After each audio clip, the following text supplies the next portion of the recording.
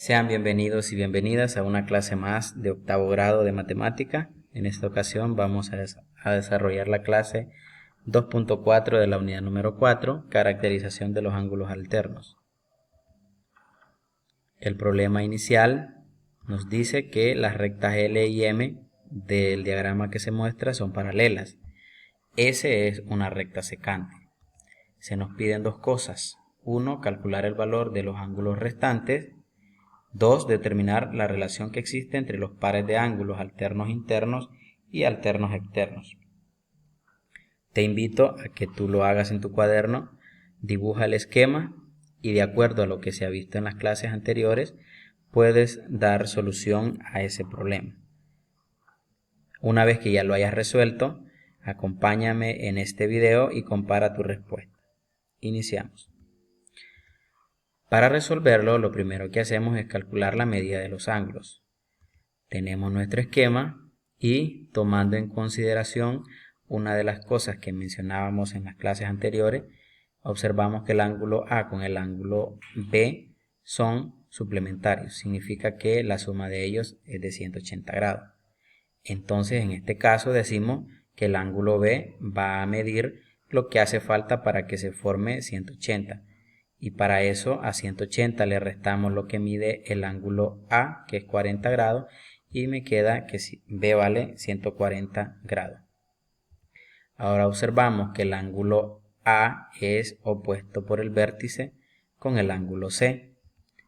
Entonces decimos que sus medidas son iguales. En el caso el ángulo B y el ángulo D también son opuestos por el vértice, por lo tanto sus medidas son iguales a 140 grados.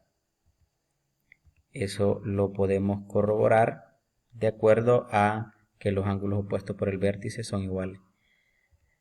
Además observamos que el ángulo A con el ángulo E son correspondientes, el ángulo B y el ángulo F también son correspondientes. Por lo tanto, sus medidas, en este caso E va a ser igual a la medida del ángulo A y F va a ser igual a la medida del ángulo B.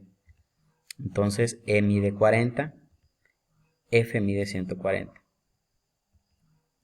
También el ángulo D y el ángulo H son correspondientes y por lo tanto sus medidas son iguales y H va a valer 140 grados.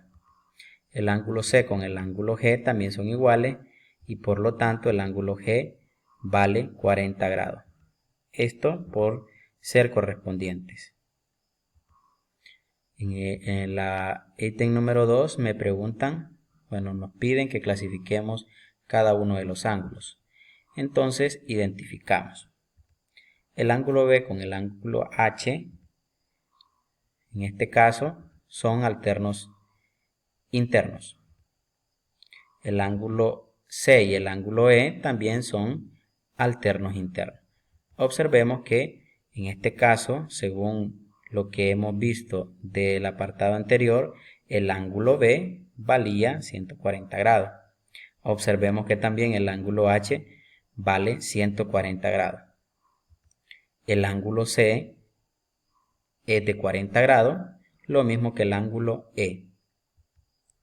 Entonces decimos que estos ángulos alternos internos tienen igual medida entre sí.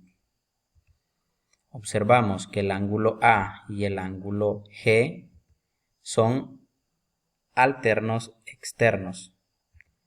El ángulo D y el ángulo F también son ángulos alternos externos.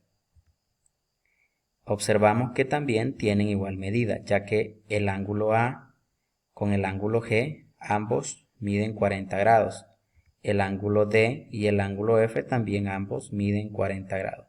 Por lo tanto, concluimos que si tenemos dos rectas que se cortan por una secante, esas rectas tienen que ser paralelas, entonces los ángulos alternos internos y alternos externos que se forman van a ser iguales.